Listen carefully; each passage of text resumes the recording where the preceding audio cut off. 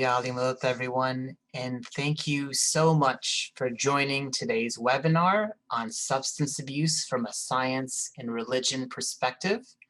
I'm so excited you could join us for this really important topic. We have a couple excellent speakers, and I'm really looking forward to it. I'm Shehzad Juma, and I'm the mental health member for the Aga Khan Social Welfare Board, and I'll also be your moderator for today. So our two speakers for today are Dr. Amina Pradhan and Dr. Hussein Rashid. Dr. Pradhan is an associate professor of psychiatry at the University of Illinois at Chicago and studies opioids within the context of chronic pain and headache disorders. And Dr. Rashid is a scholar of religion who works on social issues in Muslim communities in the US. Thank you both very much for being with us today. I hand the mic off to you both. Yali Madad, everybody. I'm so happy that you could join us. So I'm just going to share my screen and we can get started. So first of all, I think it's just really important for us to ask the question, why is it that people use drugs of abuse? And so when I talk about drugs of abuse, I'm talking about alcohol, nicotine, cannabis, marijuana, opioids, and amphetamines and cocaine. And so as we know, these drugs are pretty addictive, but really the big question is why is it that people like to use them? Well, the first thing is that these drugs of abuse are actually really make you feel good. And we'll get into a little bit about the neuroscience behind that, but the bottom line is that these drugs of abuse are highly rewarding, and that's one of the main reasons that people like to use them. The other reason is that they provide a new experience. So, they're known as mind-altering substances for a reason. They put you in a completely different state of mind. And for a lot of people, they're just looking for something new and they want to feel like they're in a different skin. And that's another reason that people can use a lot of different drugs of abuse. A third reason is a sense of social belonging. And I think a lot of times when we think about social belonging and drugs, we immediately go straight to peer pressure and think about, oh, I'm being pressured into taking drugs. But in fact, it's a lot more nuanced than that, right? Because, for example, perhaps you are part of a team at work that wins a big contract and everybody wants to celebrate by opening up a bottle of champagne or going to the bar and having a drink. And you want to feel like you're part of that team. And so that's another reason that people start, taking drugs of abuse, is because they just want to feel like they're part of the group, which they happen to be a part of. Another reason, unfortunately, is a lot of people will take drugs of abuse as a coping mechanism. So, for example, when people are having a lot of negative feelings, are feeling depressed or anxious, because drugs of abuse, first of all, do make you feel better in terms of giving you that sort of euphoric effect to help mitigate some of those negative feelings. That's one reason that people will take it. And another reason is that a lot of drugs of abuse are actually antidepressants and anxiolytics. And so therefore they actually can help to medicate some of those feelings. Now, of course, this type of self-medication is not very healthy because taking drugs can ultimately result in addiction. But it's just to say that sometimes because people are hurting, they'll use drugs as a coping mechanism. And one of the last reasons that people will use drugs of abuse are because they'd like to enhance their performance. And when we think about performance enhancing drugs, we often think about things like doping in sports. But in fact, a lot of people take drugs just because it helps them feel more focused, or it lets them stay up longer, or it lets them work longer hours. So for example, amphetamines or cocaine are really good for that kind of thing, as is nicotine to some extent. So these are some of the main reasons that people will use different drugs of abuse. Thank you, Amina. Really appreciate that introduction. I want to begin, obviously, Bismillah ar-Rahman ar-Rahim. Assalamu alaikum wa rahmatullahi wa barakatuhu. Yali Madat, everybody. Speaking to you from Lenape land, New York City. And I really want to thank you, Amina, to setting up this conversation, because I think you talk about the ways in which people use drugs to enhance performance. And I think that leads to a question of what type of culture are we in that we feel like we need to constantly up our performance, whether it's work related or in the gym. And one of the arguments I would make is that we really exist in a culture of consumption now, and there's social expectations around that. We have social expectations of consumption that is always buying things, always getting things. We live with social expectations of distraction. What's on social media, what's on my phone, thinking about what's on Netflix or what's on Hulu, right? So we're always thinking about distraction. And then related to this is a culture of disposability, just getting rid of things, just throwing things away. So there's really not a culture of sustainability, of slowing things down, of durability. And what this leads to, I would argue, this culture of consumption is that it leads to us always seeking, or we're always being primed to seek happiness. And I put happiness in quotes because we've heard this from the Imam before, where we're not looking for happiness. Happiness is a transitory feeling. It's not that we shouldn't aim to be happy, but we're looking for something deeper, right? So a culture of consumption, a culture of disposability, a culture of distraction keeps us from true happiness. That is, it keeps us from contentment. And what we have to understand is that our religion offers us a different way of conceptualizing the world, a way of conceptualizing the world that does not rely on consumption for contentment, that does not rely on distraction for contentment, that does not rely on disposability for contentment. In many ways, religion argues against these things. It argues for us to slow down, to think, to reflect, to worship, to take the long view of things. And that means that we're no longer in the moment. We're no longer seeking the next experience. And it allows us to connect to each other more deeply and in more profound ways. Because what all this culture does, these social expectations around the culture of around the culture of consumption, is that it keeps us from connecting in deep and meaningful ways as individuals, which means that we don't recognize how we need help and we don't recognize how other people need help. And if we turn off these distractions, if we really begin slowing things down, if we think about deep connections with ourselves, with God, with each other, then we start recognizing the ways we can help each other. We do actively start helping each other, and we start creating these cultures of connection, which I think are so important to helping avoid bad habits, right? That whether we're talking about starting to experiment with certain drugs or bad eating habits or bad physical habits, that these are all ways in which we can start thinking about, what am I doing? How is it ethical? How am I creating a culture of connection to move me away from this culture of consumption? So thanks very much, Hussein. So I think why don't we get a little bit into the science of why are drugs so addictive? And I really like to talk about this, of course, because I think it's cool and I study it, but I also think it's really important for all of us to understand, because the more education we have about how drugs affect our brain, the better decisions that we can make when it comes to what we decide to do when faced with taking drugs. So here's a cartoon of our brain, and I'd like to explain a little bit about how our brain senses reward, because this is fundamentally how drugs of abuse tap into our system and become so addictive. And I don't want to get too much into the nitty-gritty details of this, but what I want to tell you is that we have this part of the brain called the ventral tegmental area, which is in the middle part of our brain, and it sends projections over into different parts of the front part of our brain. And essentially, this part of our brain is full of cells that express something called dopamine, which is a neurochemical that our brain makes and that is released when there are certain rewards that we're faced with. Now, it's really important for us as human beings to be able to recognize reward and to get that little reward hit. Because fundamentally, if we didn't feel any kind of reward, we probably never would have survived in the first place. And so, for example, rewards are very important for very natural states of our lives. So when we eat food, when we're hungry, a little bit of dopamine is released in this reward pathway, which then signals to us, yes, that food was good. We should go and find more food in the future. And if we didn't get that little bit of reward, I can tell you right now, our ancestors wouldn't have gotten very far because they just wouldn't have even bothered looking for more food.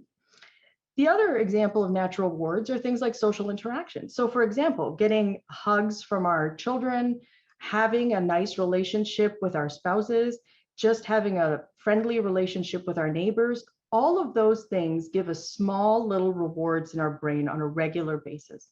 And those small rewards are what ultimately allow us to build families, to be good neighbors, and to be a part of our community.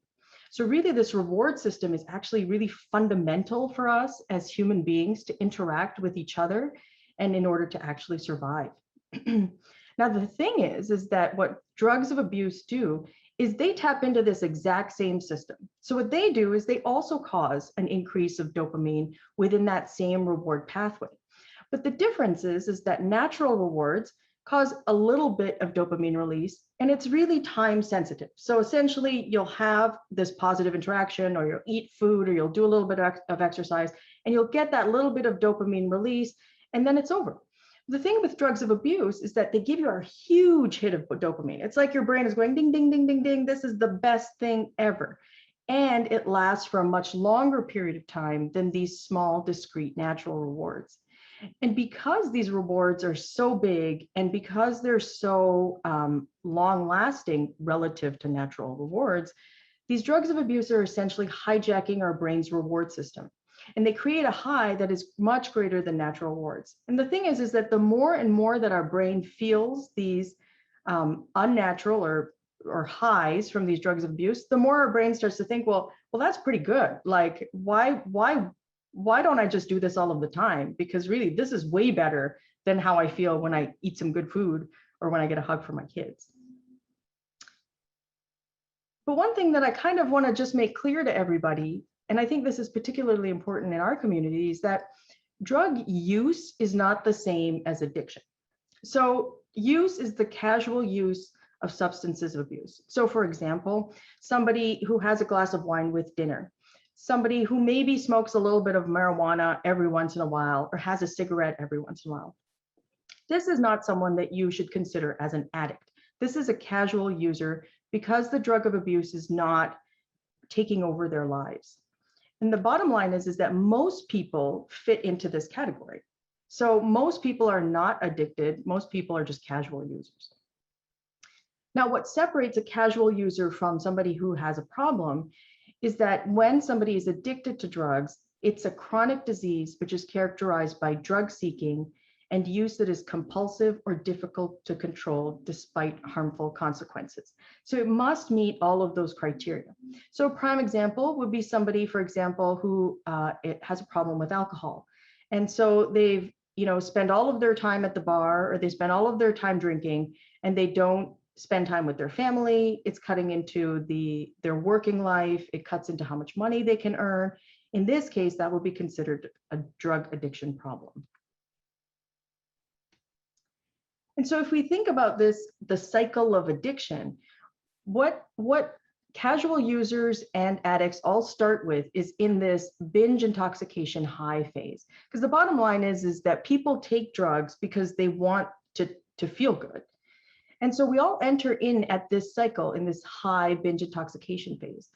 Now, the bottom line is that as we use drugs, as they leave our systems, we end up in this withdrawal state. And in this withdrawal state, people don't really feel very well. So for example, a hangover would be a great way to describe a withdrawal state. We've also heard a lot about the opioid epidemic and seeing people in withdrawal from that. And that's a very clear example of that sort of negative state that people are in when those drugs start clearing out of their system.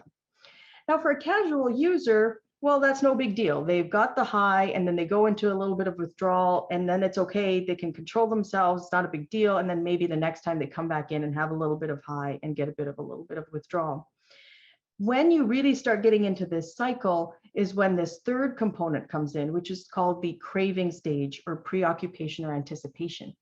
And what this is that when you're feeling down because that drug has left your system and you're feeling really bad, then what people start to feel like, oh, but you know what? I feel terrible right now, but I know what's going to make me feel good. What's going to make me feel good is when I get that drug again.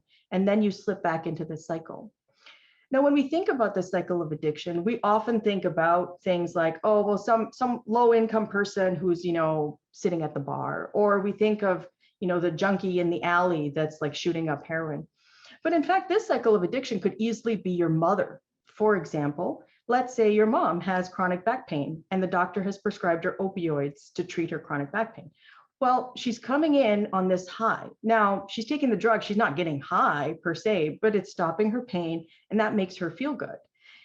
But then when the drug wears off, she starts to feel a lot more pain again, and she doesn't feel very good. And in fact, now like she's in a low mood, she's feeling a little bit depressed, but she knows that, oh, you know what, like in another 2 hours, I can take my pill again. So another 2 hours is going to be okay. And that's where that craving sets in. And that's where you start to get into this cycle of addiction. And that's not to say that all people who get prescribed opioids are going to enter into this cycle of addiction, but it's just to say that there's lots of different ways that people can get trapped in this cycle, and that we need to sort of take a step back and think carefully about what our judgment, how we judge this, and who we think might be experiencing this type of addiction. Now, what's important is that once you've become addicted to drugs, well, now it's a brain disease, you know, and I really think that this slide is a very powerful example to show that when people are addicted to substances of abuse, their brain has fundamentally altered. So if you look at the top panel, you can see here, whoops, that this here in yellow, this is looking at brain metabolism. So in someone who is a healthy person who doesn't use a lot of substances of abuse or is not addicted to them, there's a lot of brain metabolism that is happening there. In contrast, when you look at someone who has a cocaine use disorder, you can see that there's a lot less yellow, and therefore there's less brain metabolism. And this person has a fundamentally altered brain relative to the healthy control. Now, if you want to look at that in comparison to somebody who has, for example, a heart disease, it's a very similar thing. So for someone who has a healthy heart, you can see again in this heart muscle, there's a lot of healthy metabolism happening. But in someone who's a cardiac patient, their heart's not so great, and there's a lot less metabolism. So it's really just to show that fundamentally, when somebody is addicted to a drug of abuse, they have a chronic illness, just like someone who's a cardiac patient. And that this type of change is not something that can just be wished away or willed away or prayed away. It's something that actually needs work in order to shift this unhealthy brain back into a healthy brain. What I think it's very important to say is that what addiction is not. And so the bottom line is that addiction is not a sign of moral weakness. It's not a bad habit. It's not a thinking problem. It's not something that only people, you know, who are not very smart are going to end up with. And it's most definitely not a sign of weak character. So this brings us to why adolescents are such a vulnerable period for drugs of abuse. So really, adolescence is the prime time that people start using different drugs of abuse. And one of the reasons that this can become a problem relative to first-time use being in adults is because adolescence is really such a critical period for brain development. So here you have a picture at the top of age 12, age 16, and age 20. And the more purple the brain is, the more developed it is, the more yellowish it is, the less developed it is. And you can see that in this 8-year period, there's a huge amount of brain development that's happening. And the key thing is that most of that brain development is happening in the front part of our brain, which is really important for things like rational thought and good judgment. And so the bottom line is that during this adolescence period, it's such a time of transition where some of those things like good judgment and rational thought are not fully developed yet. Yet, at the same time, this is the age that people are starting to get more independence because they're older and are naturally trying to crave an identity for themselves and carve out something different from their parents. And so really, this is a period where people are most willing to risk things. And of course, because that good judgment and that reasoning part of their brain is not fully developed, it means that, you know, adolescents are more willing to take risks that perhaps as an older adult one would not be willing to take. Now, the thing is that because this brain is in such a transition period at this point, it also means that it's very susceptible to different changes. And so what that means is that drug use in adolescence can actually produce long-term consequences in brain function that wouldn't be the case if somebody had tried to use drugs at a later age in their life. And I'll give you a prime example. For example, people who start using alcohol at younger ages, so between the ages of 12 and 14, are far more likely to suffer from depression and anxiety in adulthood versus people who use alcohol for the first time when they're in their early 20s. And it's because that brain is so plastic and so easy to change at this younger age range that things like drugs of abuse can really alter the directionality of things and then ultimately have really long-term consequences. So if we get into a little bit about what is it that are the most common drugs of abuse, you can see here, so if we talk about adolescents specifically, you can see that the three most common drugs of abuse are alcohol in blue, tobacco in beige, and marijuana in this reddish color. And what you can see from this particular graph, which is from the National Institute of Drug Abuse, is that on the y-axis, you have the percent past month use. And you can see that by the time a child is in around grade 11 or so, that they, about 20% of children are likely to have used alcohol in the last month. About 14% have used marijuana, and about 7.6% have used tobacco in the last month. So this is not lifetime, this is just in the last month. Now, this might seem a little bit alarming because we think, oh my goodness, 20% of 16-year-olds are drinking at least once a month.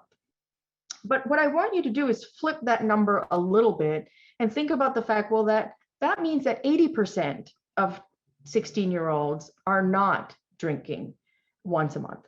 And I think that that is a really important thing to understand, because ultimately, one of the reasons that a lot of adolescents feel the need to try drugs of abuse is because they have this sense that everybody around them is doing it. But the reality of this situation is that, well, you know what, probably between 50 to 70% of their peers are not doing it, but they just don't know that, or they don't necessarily feel that.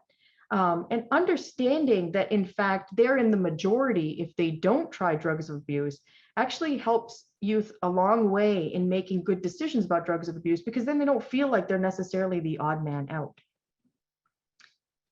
One thing that I think it's important to keep an eye out for are things like vaping.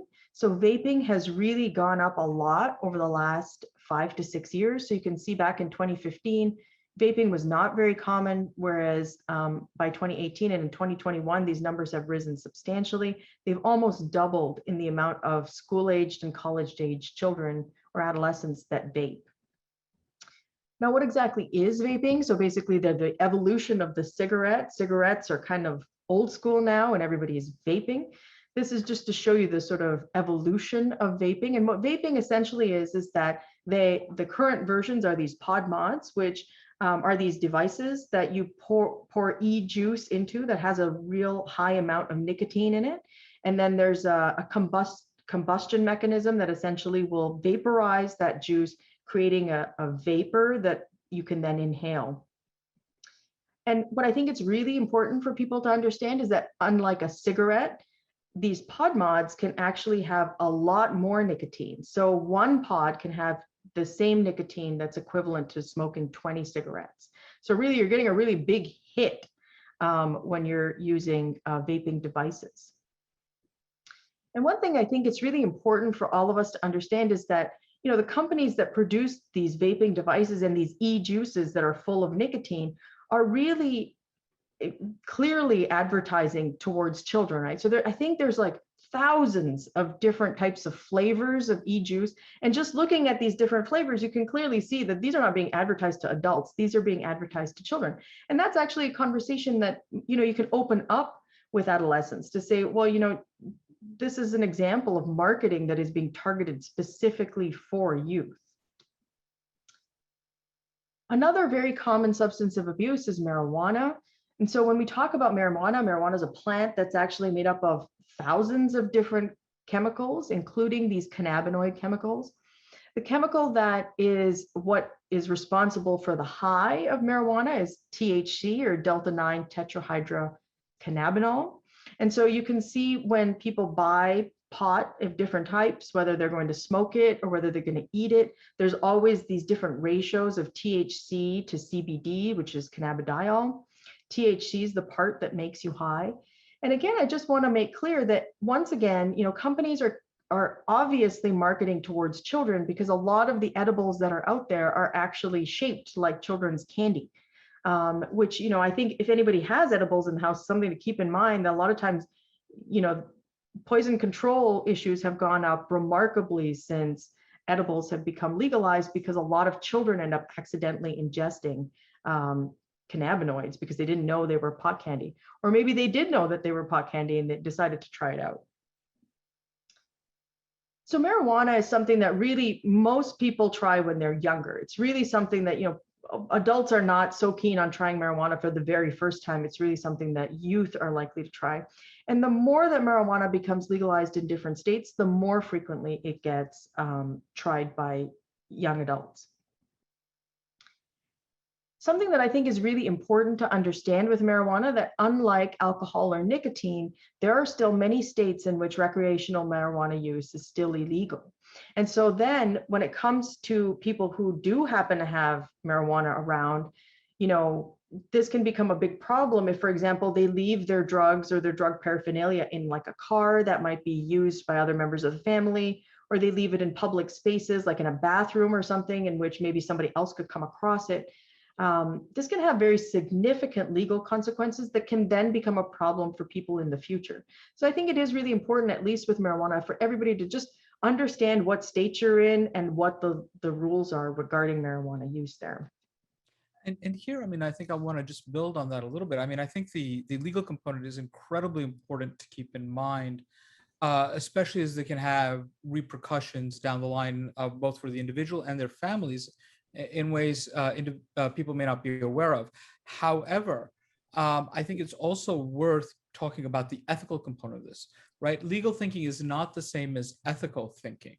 Ethical thinking is longer, more profound ways about decision making and determining what is right and wrong. Legal approaches are not always ethical, right? Here in the United States, one simply has to look at enslavement, which was legal, the disenfranchisement of women or treating women as property, which was legal, particularly in marriage. The Muslim ban was legal. Anti-LGBTQ laws, which are obviously also unethical. The criminalization of poverty in this country. All of these things are legal. It does not make them ethical. And so when we say, oh, alcohol is legal or smoking is legal or drugs are legal, yes, these are all true in certain states, I should say. These are legal, as you just pointed out. It's all true, but is it ethical when we start thinking about what our relationship with it is? And again, I think it comes back to the idea of contemporary culture, of consumption culture that seeks a way for happiness rather than contentment. And so again, legality comes into a moment, comes to the questions of what is of this time. Ethics thinks about what is beyond this time, both forward and backwards in time. And so I just want to raise that issue that legal and ethical are not necessarily the same thing. So I think what's really important to understand is, how do we have these conversations amongst our family about how to use different drugs of abuse, how to talk about drugs of abuse? And I think that this should not be a taboo subject. This shouldn't be something that we're like, oh, I don't want to talk about drugs of abuse because that's going to encourage somebody to start taking drugs of abuse. That's not how it works. The more conversations you have about drugs, the less likely people are to actually use drugs. And the more, I think, open-minded and understanding we have of one another when we have these different conversations. So the first thing that we should do is find opportunities to talk about drugs abuse. This is pretty easy because drugs are everywhere. Basically, if you're in a restaurant and there's a bar and people are drinking, this is a prime opportunity to open up a conversation about alcohol, for example. We often see drug use in books or in movies. This is something, again, another spot that you can sort of pick that up and have this conversation. And of course, many of us have friends who smoke or drink or do other drugs. And that's, again, another place where you can have this conversation as a family as to what do we think about that and how do we proceed and move forward. I think that it's really important to talk about how we deal with drugs of abuse. And sometimes it's important just internally to reflect about how many times we encounter drugs of abuse and how we actually deal with it. For example, some of us think, oh, well, we're adults, parents of young children, we don't have this problem anymore. But in fact, many of us have this problem all of the time, right? If we go out with our colleagues, we go to a barbecue, we go to a picnic, like people are drinking and then they offer you a drink and There's a point where maybe it's just become automatic now where we say, no, thank you. But we need to think a little bit about, how did we end up in that situation? How did we feel the first time we encountered that situation? What are the words that we use that then allow us to say no or not?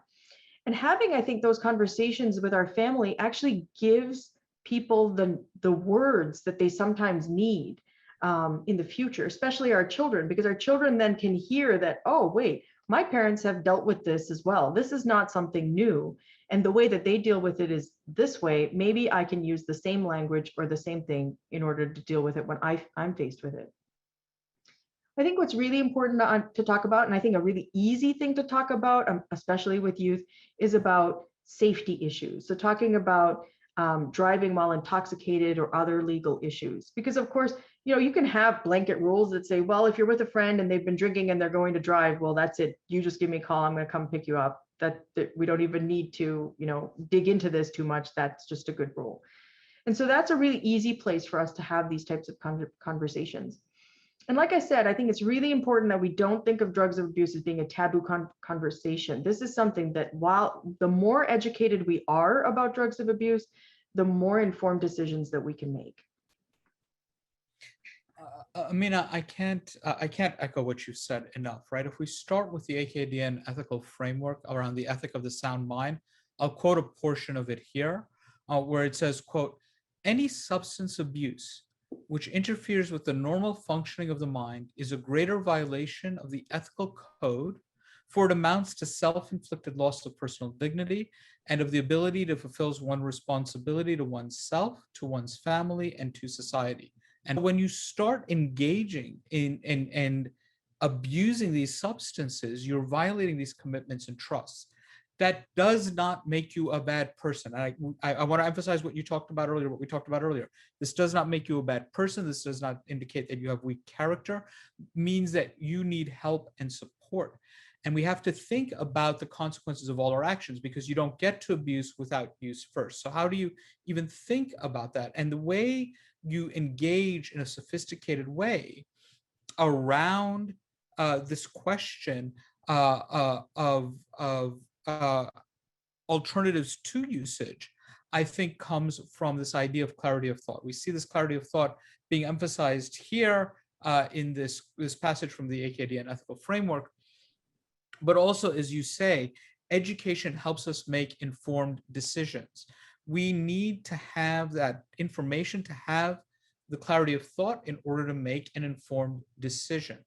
In the Quran, there's a story that says God offers a gift. And at that point, the gift is unnamed, creation. And none of creation accepts that gift except humanity. And God says, for truly you are foolish. And the idea is that this gift is the gift of reason, to know what is right and what is wrong.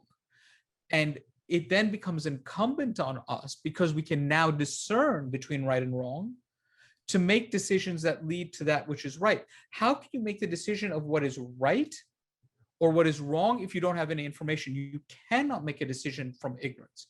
You can only make a decision from being educated, from being informed, and to having those conversations with your loved ones. And we see this in study after study, and I'm sure you can probably cite them more fully. But whether it is about sex education or drug education, the more intelligent and informed our children are, the better decisions they will consistently make. That we see this, that if you have the informed decision, that our youth will always choose better decisions when they are well informed. And I don't think I can emphasize that enough, that using our intellect, getting an education, is fundamental to who we are as a people. And the word that's often used in the Quran for intoxication is the word khamar. And khamar means to cover, to make hidden, right? You're covering your reason, you're veiling your reason. So the idea is that this is not something that you are supposed to do because you've been given this gift of reason. But the word kufr or disbelief means to cover something as well, so that we can understand this idea of khamar and kufr as being related, this idea of hiding something, hiding our reason, and therefore we also hide ourselves from God, or we hide God from ourselves. So how do we make sure that we're always pushing forward to deepen our relationship with God, to elevate ourselves, to elevate other people, and elevate our community. And I think this is really a fundamental part of this equation from a religion perspective, to really engage with, we have all these ethics, how do they fit together to invite us to a way that is better, right? So that it is always about love and support, that there are rules, but the rules come from love. And when we try to figure out how to respond to people who need help, when we try to figure out how to give people options, it should always be from a positionality of love. Because we so love God, we're doing these things. How do we get other people, not to say bad or wrong, but to say, come and join us, come and do something that give people a better option. And I think finally is to also engage with possibilities without distraction. What happens when we lose these distractions that we've been talking about? What is possible for us when we can focus and do the long-term work? And that future, that possibility, that's what gives me hope. Knowing what I know about adolescents and the way adolescents respond to knowledge and information and serious, frank conversations, I think deeply about how what is possible for them moving into the future. Yeah, and to pick up that thread, I think it's really important to think about how we talk to teens and youth specifically about drugs abuse. And I think what's really important when talking to adolescents is that it's important to talk to them about their future, right? Because, as I showed you, their brain is developing a lot during this period in time. And a lot of that rational, good judgment part of their brain is in a state of flux. So really, they're very much living in the now. But I think what's important is to help them to understand that there is a later, there is a future that is coming. And I think the thing is that a lot of time when we have these conversations about our future with our children, it's like, oh, okay, fine, you're going to go to a good college and you're going to become a professional and it's going to be great. But that's not really so great in terms of imagining where you're really going to be in the future, right? That's just a lot of abstractions and possibilities. What you really want is to make a rich, full future life. And the way that you do that is you ask questions to your child about, where do you see yourself living? Do you think you'd like to live in a big city, or do you think you'd like to live in the suburbs? Do you see yourself coaching Little League? Do you see yourself, what kind of friends do you think you're going to have? Do you think they're going to be like artists? Do you think they're going to be engineers? How do you see yourself socializing and hanging out in the world? Do you want to travel? Like, do you want to see new places? Like, how do you envision yourself spending your free time when you're older? And I think the more conversations that you have with your children about this sort of filling out the rich picture of how they see themselves in the future, the more that they start to envision what they might have. And of course, those things can change. But the bottom line is that once that future idea is filled out and richer, it then makes it so that the decisions you're making in the present, you start to think, oh, well, wait a minute. If I do this, I might be putting myself in a situation where I can't have that job because maybe I'll have like a DUI or a drug record, or maybe I won't be able to travel to different countries because something is going to happen. And once you start to think about that future more carefully, once adolescents start to think about their future more fully, then they're more careful with the decisions that they make in the present. So now we can get into a little bit about, indicators of drug use and distress. So first of all, if you think that someone in your family is using drugs, some of the things that you can observe is you can use your nose, first of all, right? So things like alcohol, smoking, vaping, marijuana, they all have a very distinct smell. And so if you start to smell those things, you can be fairly confident that somebody's using drugs in your house. The other thing to look out for are things like red, bloodshot eyes, dilated pupils, or flushed appearance, especially for marijuana use and to some extent alcohol use. Those are things that pop up. The other thing that people should keep an eye out for are things like sudden mood and behavior changes, unexpected weight changes, fatigue, secretive behavior, and abandonment of former friends and activities. Now, the thing is that this latter set of indicators, this is indication of distress, right? You could be depressed and any of these things could apply. You could be coming out of a pandemic as we're currently doing, and all of these things apply. This could be an example, bullying. If your child is being bullied, they might also experience all of these things. So don't panic if you like see any of these things happening, but just note that this means that somebody is in distress. And so therefore this is a perfect opportunity to open up that conversation and see what it is that might be the problem. And one thing I just want to make clear is that, if you do notice these indications of drug abuse, these first two symptoms, I just want you to remember that most people are not addicted. Most people are users. And so hopefully the person in your household that might be at this stage is not so far gone that they're in that cycle of addiction, and hopefully can be, can step back with some education and conversation. But it's just to say that, these are some of the things that you need to keep an eye out for, and these are some of the things to not freak out about.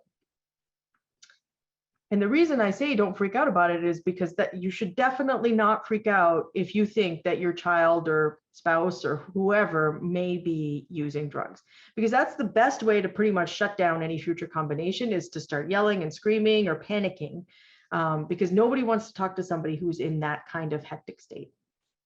It's very important to maintain open lines of communication and to just make sure that the other person knows that you love them, right? Or that you love them. Because the bottom line is a lot of times people just feel like, oh no, I did something, youth especially feel like, oh no, I've done something, my mom or dad is going to be so mad. And the first thing you need to do is reassure them that you love them, that you understand that they're doing this thing, and you'd like to have a conversation about it. And this is where it's important to express your desire to learn more and be curious. And this is where you have conversations as to like, well, why are you doing this? What do you get when you actually, what are you getting out of the experience? I think it's really important to describe some of the changes that you've noticed. A lot of times people don't even realize that these things are happening. They don't realize that they stopped hanging out with their friends, or that they're acting kind of dopey, or whatever the case might be, because they haven't had that moment of self-reflection. And if you actually point it out, that can actually be eye-opening for the individual to realize, oh, wait a minute, I didn't realize that these drugs were affecting me the way that they're affecting me. I also think that, in the same category as not freaking out, it's important to not over-exaggerate or be insincere. So you don't want to say things like, oh, you shouldn't be smoking pot because all of it is laced with fentanyl and you're going to die. Because the bottom line is that adolescents are very savvy and they know that's not really going to happen. And when they hear those types of over-exaggerated or insincere statements, then they just start to shut it all down, because they're like, oh yeah, this conversation is not going to go anywhere. And it's also important to avoid forcing people to talk about these things, because the bottom line is that especially adolescents may not at all be interested in talking to their parents about their drugs of abuse.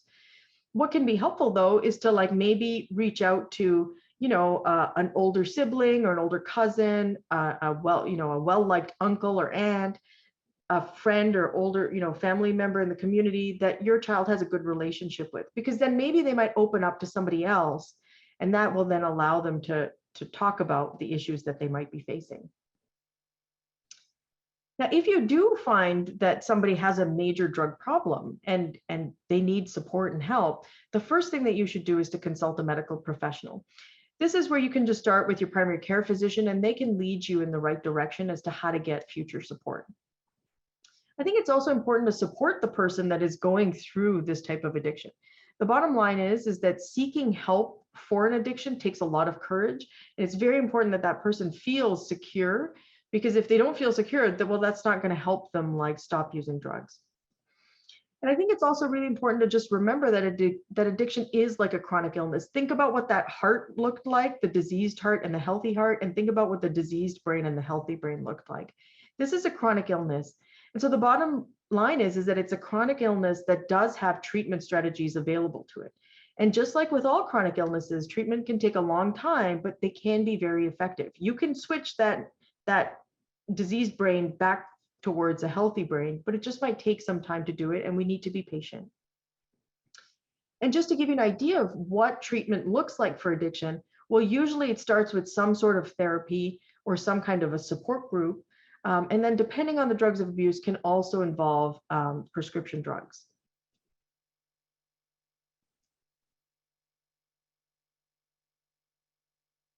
I want to pick up just on this note, or develop this idea, that you had about supporting the other person. And I think about the fact that we say this phrase, Bismillahir Rahmanir Rahim, every single day, multiple times a day. In the name of God, the most compassionate, the most merciful. There's this idea that we talk about the attributes of God because we want to manifest those attributes in the world, that we talk about the attributes of God that we wish to manifest or see manifest in the world. And so what does it mean for us to say God is the most compassionate, the most merciful, and for us to manifest or try to manifest that in the world? And compassion is this idea of same feeling, of feeling with somebody else, that trying to understand where they're at and trying to work through them. And I think a lot of what you're talking about, in terms of what to do, how to help somebody who is addicted, really pulls on that ethic of compassion, really builds on that community of compassion, and it invites us to generate that culture of compassion. And I think it's important that we also recognize that the root for the words Rahman and Rahim, Rama, means womb. It's the point where it is covering and encompassing and life generating. It's not about who's in and who's out. It's about culturing, and cultivating life. And so how do we do that as a community? And I think that's really what we're being invited to do whenever we call out Bismillahir Rahmanir Rahim. And so how does that manifest when we start looking at people who are addicted, and we need to start being present for them, as individuals who we may know, or as members of our community who need that sort of communal help? Do we know where the resources are? Do we know how to direct people? Can we be there for them? And sometimes it may be, I think you're right, a lot of what you're talking about is people who know somebody who is addicted very personally and perhaps relatively intimately, but you can also offer about rides, right? Making sure that people have access and ability to be able to get the treatments that they need. Just a simple thing like that, again, to facilitate that access is so important, or to translate. So really just thinking about the ways in which we can show up, have that compassion, be there for other people. Because for me, I think what we always need to do is have hope, give each other hope, because that allows us to then imagine that future, to engage with that future and say, what do I want it to look like? And how can I be part of that future? And I think that invites us to think about possibilities. And so Imam Zain al-Abidin in his prayer, in the name of Allah, the compassionate, the merciful, my God, who is the one who has come before you, my God, who is the one who has come before you seeking hospitality and whom you have not received hospitably. Should I cut off my hope for you when you have shown me your bounty of which I have not asked? How should I forget you when you never cease remembering me? How should I be diverted from you while you are my constant watcher? My God, I have fastened my hand to the skirt of your generosity. I have stretched forth my expectation toward reaching your gifts. Surrender me pure through the purest profession of your unity, and appoint me as one of your choice servants. O best object of hope, O most generous object of supplication, O one who never rejects an asker, and whose expectant is never disappointed. O one whose door is always open for his supplicants, and whose veil is lifted for those who hope in Allah. I ask you by your generosity to show kindness toward me through your gifts. Well, thank you very much, Hussein. So I just wanted to end with to let everybody know that we do have a number of resources available for drugs of abuse that are available on the slide, and we're happy to share those resources if anybody is interested. I want to thank our speakers for this incredible webinar.